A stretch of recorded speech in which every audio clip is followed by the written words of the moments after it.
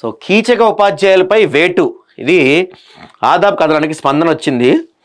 2 ఇష్యూలు అండి. మనం 1 shot 2 birds అంటారు చూసారా, అట్లా 2 ఇష్యూలు జరిగినాయి అనమాట. మనం ఒక కథ రాస్తే సో ఆదాబ్ ఎఫెక్ట్తో వేర్వేరు సంఘటనలో 2 ఉపాధ్యాయులపై చర్యలు, కీచక ఉపాధ్యాయుడు జి వీరయ్య సస్పెన్షన్, కేసు నమోదు, రాజకీయ ఊసరవెల్లి బుక్యా కేసీఆర్ సస్పెన్షన్, ఉత్తర్వులు జారీ చేసిన డిఈఓ డాక్టర్ శ్రీజ, ఆదాబ్ దినపత్రికకి ప్రశంసల వెల్లువ. మా ఆదాబ్ రిపోర్టర్ వెంకట్ ఉన్నాడు మనతోటి. వెంకట్ గారు నమస్తే అండి. Good morning. లైవ్ లో ఉన్నాం మనం. చెప్పండి, ఆదాబ్ ఎఫెక్ట్ అంటే మన రాసిన కథనానికి స్పందన వచ్చింది. ఒకేసారి 2 ఉపాధ్యాయులపై వేటు వేశారు. అసలు ఏంటి దీని వివరాలు చెప్పండి.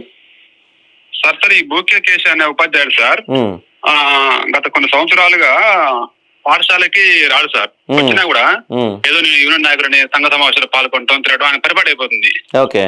అయితే ఎప్పుడైతే తెలంగాణ గవర్నమెంట్ ఈ ఎఫ్ఆర్ఎస్ తీసుకొచ్చిందో, ఎఫ్ఆర్ఎస్ అంటే ఫేస్ రికగ్నిషన్ సిస్టమ్,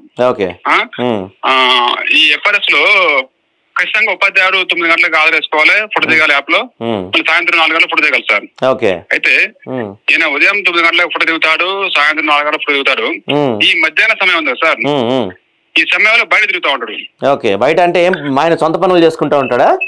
సొంత పనులు చేసుకుంటాడు, ప్రైవేట్ కార్యక్రమాలు పోతా ఉంటాడు, పొలిటికల్ మీటింగ్ పోతా ఉంటాడు.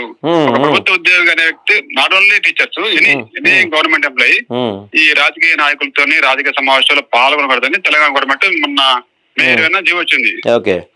వచ్చింది ఒకటి, దాని విరుద్ధంగా వ్యవహరిస్తుంది. ప్లస్ అది యూపీఎస్ పాఠశాల అంటే 1 to 7th క్లాస్ వరకు ఉండాలి ఇంగ్లీష్ మీడియం. అక్కడ గతంలో 100 మంది పైగా పిల్లలు ఉండేది, ఇప్పుడు అక్కడ ఓన్లీ 29, 30, 32 మంది పిల్లలు ఉన్నారు సార్. అక్కడ ఓన్లీ ఎస్సీ ఎస్టీ పిల్లలు ఎక్కువ ఉన్నారు. మళ్ళీ అక్కడ 7 స్టాఫ్, 30 మంది పిల్లలకి 7 టీచర్లు ఉన్నారు అక్కడ. చూడండి ఇక్కడ ఆయన ఏందని అర్థమవుతుంది. పైగా మనం వార్తలు రాస్తే, ఆదాబుల వార్తలు వస్తే కొందరు ఈయనకు అనుకూలంగా ఉన్న యూనియన్ సంబంధించిన నాయకులతో నాకు ఫోన్లు చేయించడం, బెదిరించడం, బ్లాక్ మెయిల్ చేయడం. ఏంటంట వాళ్ళ ప్రాబ్లం ఏంటంట? ఇప్పుడు కూడా వెంకటపై చర్యలు తీసుకోవాలి, వెంకటపై కేసు పెట్టాలి, వెంకట బ్లాక్ మెయిల్ చేస్తుండు, వెంకట మహిళా ఉద్యోగులు వేస్తుండు, సెల్ ఫోన్ లో ఫోన్లు వేస్తుందని చెప్పి ఆరోపిస్తూ ప్రూఫ్స్ ఉంటే వెళ్ళి కేసు పెట్టుకోమనండి. మరి ఎందుకు ఫోన్లు చేసి బెదిరిస్తారు ఎందుకు? అదే చెప్పాను సార్. ఇప్పుడు కూడా ఒక గ్రూప్ లో పోస్ట్ చేసిండు కొమ్మసీన్ అని, స్థానిక సిపిఎం మండల కార్యదర్శి. ఈయన మీద అనేక ఆరోపణలు ఉన్నాయి సార్.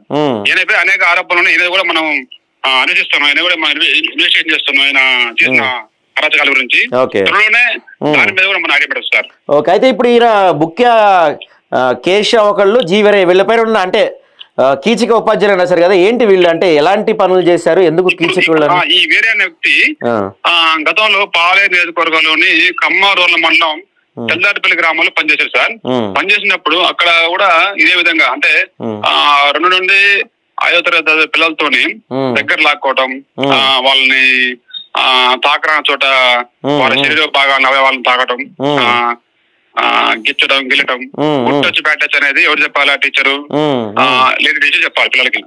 కానీ ఏది చెప్తారు అంటే ఈ గుట్టొచ్చి బ్యాటచ్ పేరుతో పిల్లలు తాకటం, వాళ్ళని ఎక్కడ గిల్లడం, గిచ్చడం అనేది అది పిల్లలు చాలా మంది చేశారు. వాళ్ళకి అర్థం కావట్లేదు అనేది.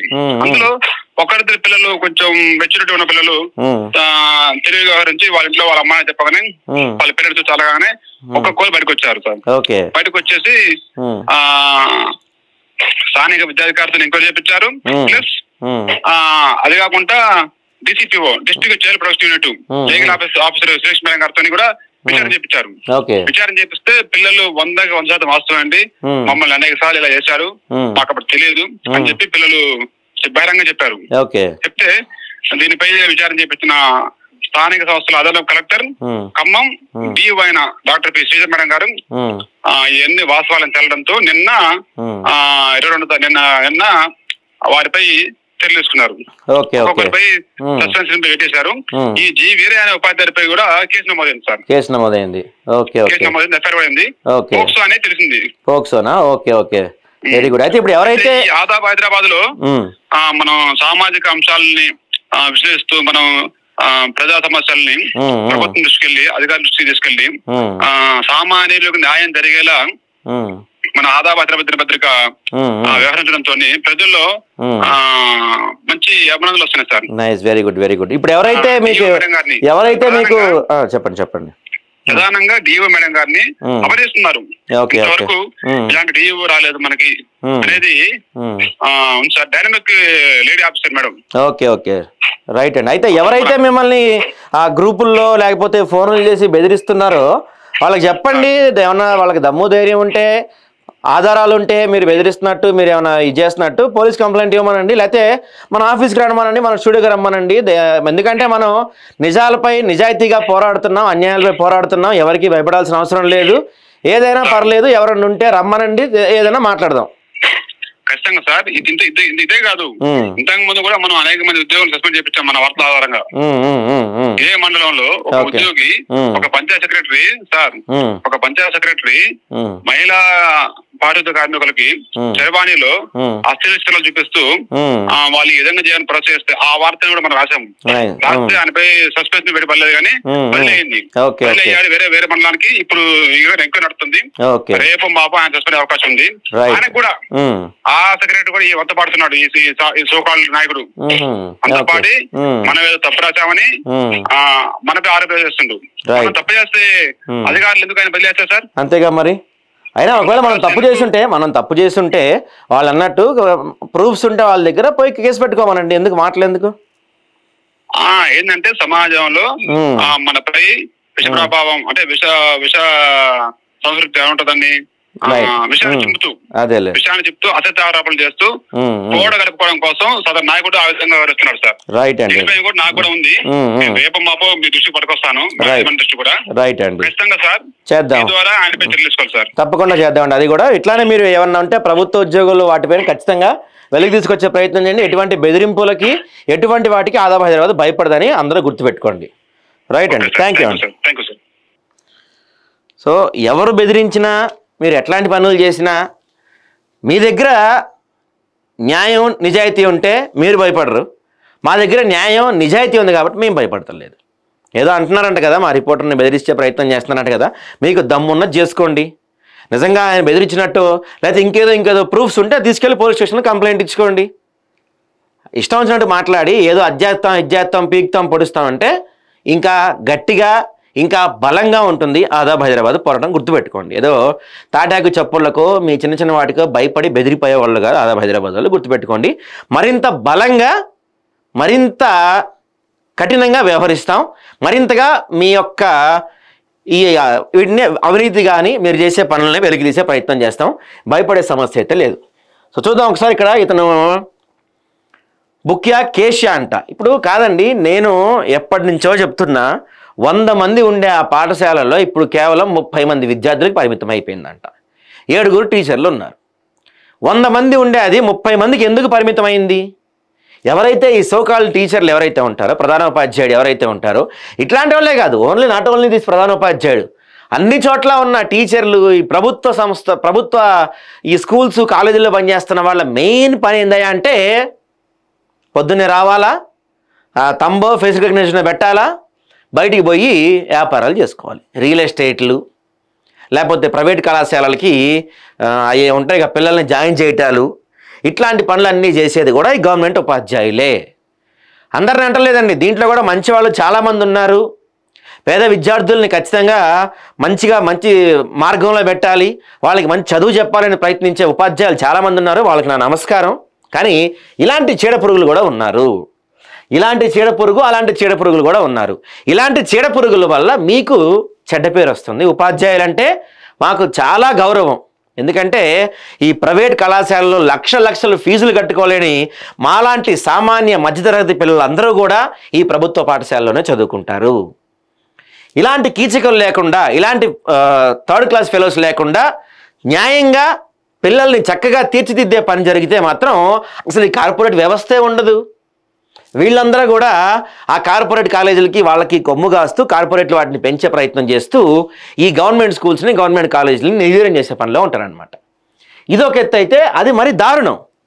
గుడ్ టచ్ బ్యాడ్ టచ్ పేరుతో చిన్నపిల్లల్ని టచ్ చేయరాని చోట టచ్ చేయటం, గిల్లటం, గిచ్చటం, ఇలాంటి వాళ్ళపైన పోక్సో కాదు, నేను చాలా రోజుల నుంచి చెప్తున్నా, పోక్సో కన్నా మించిన కేసు ఒకటి తయారు చేయాలి.